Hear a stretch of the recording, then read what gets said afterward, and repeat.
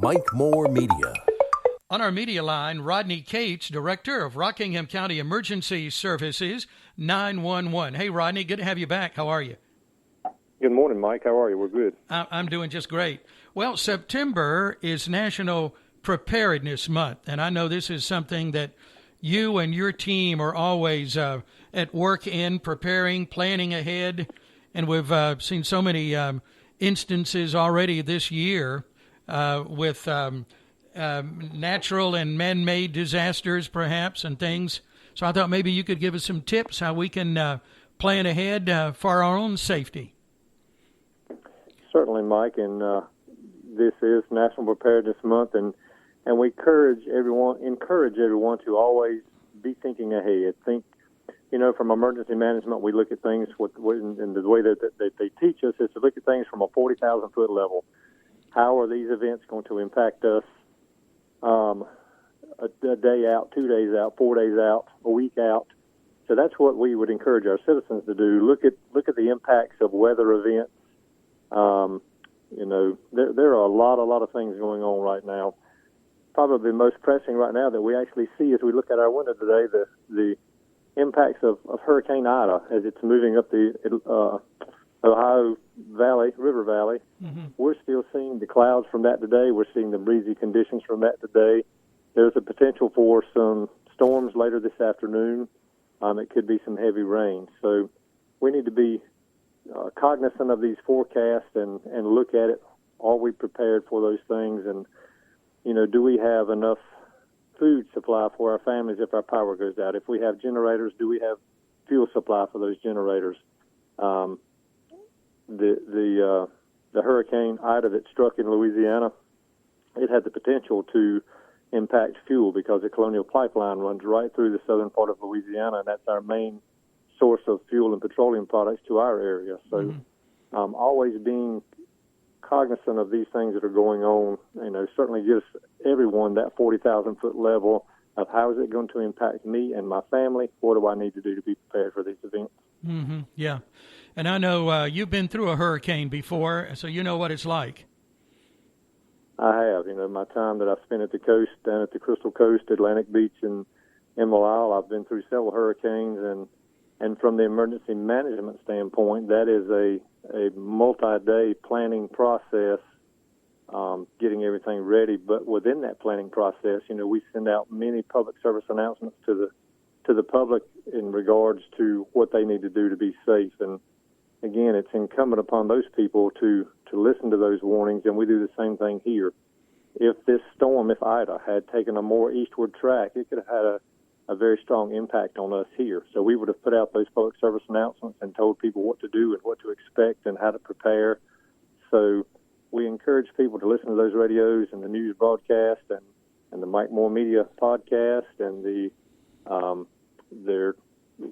utilize all the apps and avenues they have to keep up with these things so that they are prepared should they actually have a strong impact on our area. Yeah. And, I think I mentioned to you, Rodney, I was living at the coast, Surf City, Holly Ridge, when Hazel went through in the 50s.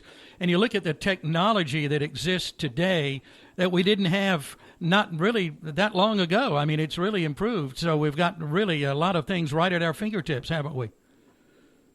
We do. And, social media can be our friend. It can be our enemy. But certainly in times like this, social media can be your friend. People post events that are going on close to them and that are impacting them, and we can look at the tracks of storms, and it's the technology today certainly it pinpoints the tracks of these storms and where they're going and the impacts that they're going to have. So certainly the technology today gives us certainly an advantage in our preparation for these types of events. Sure. And we're looking, too, at some things that have happened here in Rockingham County, plane crashes and things like that. And you prepared for things like that all the time, aren't you? We do WebEOC. WebEOC is a web-based emergency operations center that we utilize. The state actually utilizes it. It's a way that we can all communicate, we all being North Carolina Emergency Management and the different counties that are impacted by events. We do drills every month in WebEOC through the state, and all the counties participate in those. we do radio checks, we do equipment checks every 2 weeks. Our fire marshal staff and our emergency management staff, we have a large quantity of generators and trailers and response vehicles and things. So we check those every 2 weeks, and we start them and fire the generators up and make sure that everything is working properly, so that when these things occur, we certainly are ready, and our equipment is ready. Through the training, our personnel are ready, our radio systems are ready. So certainly the preparation for us is a ongoing, continuous event. Mm-hmm, yeah. And, probably the general public, unless they're directly involved in on the front line, let's say, don't realize that every 2 weeks you go through that procedure and you're preparing there when we don't even realize it, getting ready for the next emergency. That's true. And, even our water rescue teams and our fire departments, each morning I hear fire departments doing radio checks, and they check all their portable radios and their mobile radios in their trucks and their different apparatus. The water rescue teams, they practice and they do trainings with their boats and their watercraft, to maintain the integrity of the watercraft and make sure that they're running properly, but all of their staff know how to operate these boats that are certified to operate them, that they are abreast of the river and the changes of the rivers and the water features that we have. So, yeah, it's ongoing training. If you look at it countywide, there is ongoing training, ongoing preparation for whatever event may occur on a continuous basis. Oh, yeah, really on a daily basis. And you're looking then another level there of all of the people who are constantly going into training and classes and things like that. I know you're involved in some of that right now at your 911 center. We are. We have 4 new employees, and the first week of their training is a 40-hour block of instruction on emergency telecommunications certification. I'm fortunate enough to be an instructor through the International Academy, and I'm actually teaching that class this week to our telecommunicators. And in teaching that class, we're looking at live calls that we have going on, and we're talking about how our training, the things that they're learning, the basics of telecommunication, we're looking at how those are applying to the actual calls that they see going on within the center right now. So, it starts from day one, and from this, the telecommunicators will move on to get their emergency medical, emergency police, and emergency fire dispatch training. So their training just grows and grows and grows as they go on through their careers. Sure. Yeah, continuing education, always important.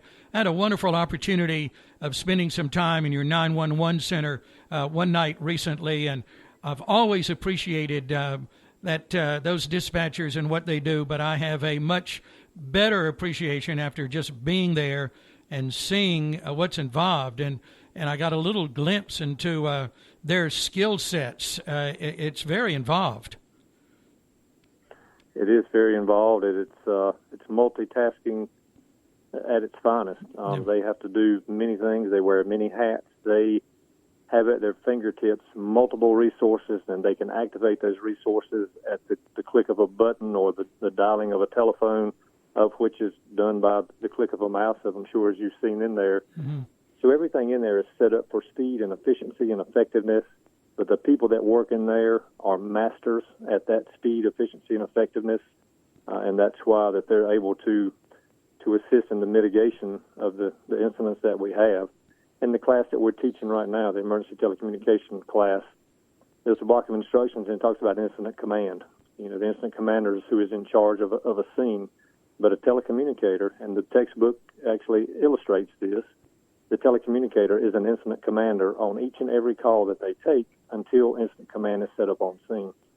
So they are allocating resources. They're telling those resources where to go.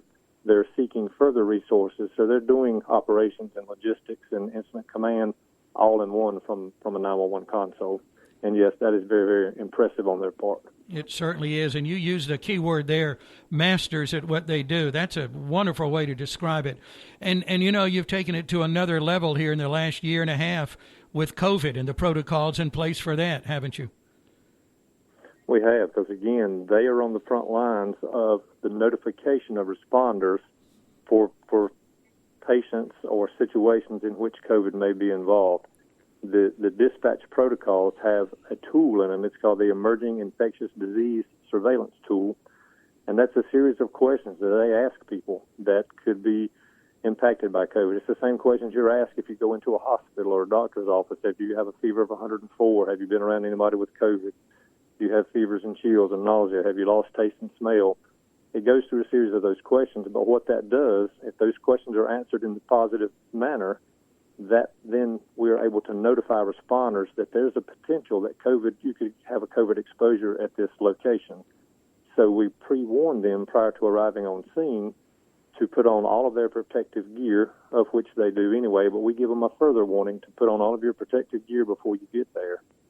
And what that does, it minimizes their exposure, which then, when they go home to their families or they go back to a fire station or they go back to an EMS base, it limits the exposure that they could have to their coworkers, families, friends, or anybody else that they come in contact with. Mm-hmm. Yeah. Wow, there's so many levels involved in everything they do. Rodney, and I appreciate you and your team and for being there for us 24/7. Thank you for that and that dedication and that loyalty that you have with your team members. I appreciate it. We all do. Yes, sir, Mike. And we appreciate the support we have from the community. We feel that we're very strongly supported. And we've seen that in some of the recent tragic events we've had, the community outpouring that we've had. So, we preach the team concept, and the community is a part of this team as well. So, and we appreciate all of our team members. Rodney, I know you got to get to that class. Thank you for your time, for everything. It's good to talk to you as always. We'll talk again next month. Yes, sir, Mike. Take care. You too, sir. All right, Rodney Cates, who is Director of Rockingham County Emergency Services, our 911 center here in Rockingham County. We certainly appreciate those folks in many ways.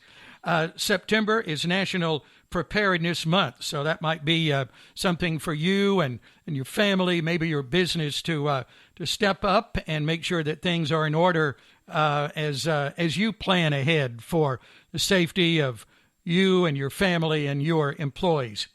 Get more information at myrockinghamcountync.com on the website and on Facebook at Rockingham County Emergency Services.